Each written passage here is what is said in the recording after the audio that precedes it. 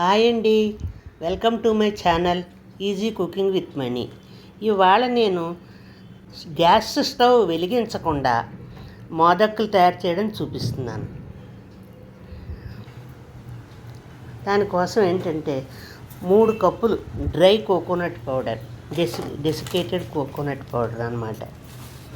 అది వేసి అది కొంచెం రఫ్గా ఉంటుంది కదా, అది గ్రైండ్ చేసేసుకోవడం అన్నమాట. ఇప్పుడు వినాయక చవితి వస్తుంది కదా, దానికోసం ఈజీగా చేసుకోవచ్చు.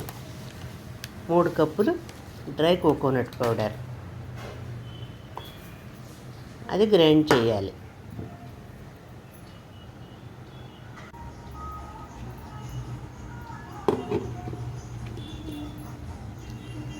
అది గ్రైండ్ చేసుకుని ఒక బౌల్లో వేసుకోవాలి, మిక్సింగ్ బౌల్లో. అది వేసుకున్నాక తర్వాత మన మిల్క్ పౌడర్ ఉంటుంది, ఏ కంపెనీదైనా పర్వాలేదు. మిల్క్ పౌడర్ అది నేను ఎవ్రీడేది వేసాను అన్నమాట. తర్వాత చక్కెర 3/4 కప్పు, 3/4 కప్పు చక్కెర పౌడరే కొంచెం ఉండలు ఉన్నాయని చెప్పి గ్రైండ్ చేశాను. 3/4 cup sugar, 1 cup everyday milk powder అన్నమాట.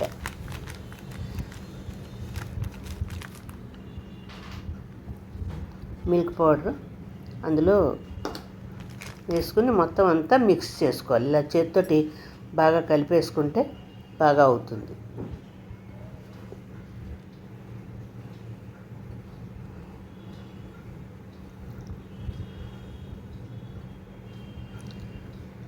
ఇప్పుడు వినాయక చవితికి అన్నీ కూడా మన బియ్య పిండితోటి అది చేసుకోవడం కష్టమైన వాళ్ళు ఇలా చేసుకోవచ్చు మోదకులు.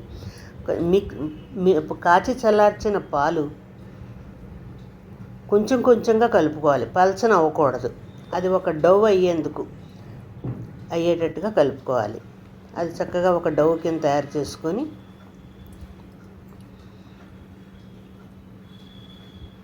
కొంచెం కొంచెంగా పోసుకోవాలి, ఎక్కువ పోసుకోకూడదు.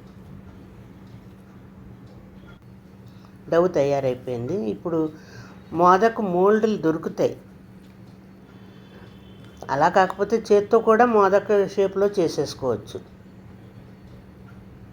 అలా పెట్టి నొక్కేసి ఎక్స్ట్రా ఉన్నది తీసేసుకుని వేసుకుంటే మోదక షేప్లో వస్తుంది అన్నమాట. అది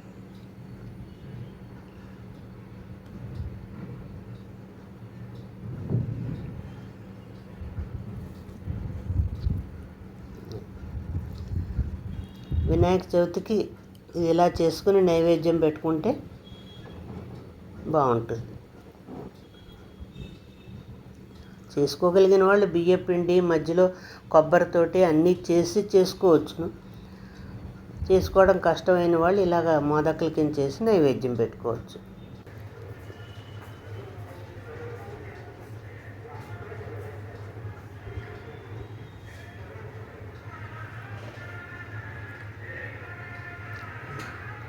ఇలా చేసి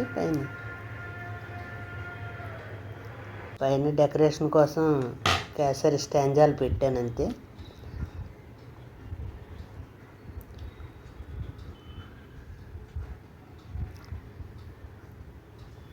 ఈజీగా చేసుకోవచ్చండి, అందరూ ట్రై చేయండి.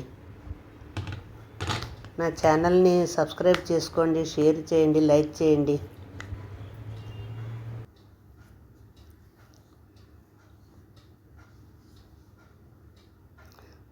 Thanks for watching.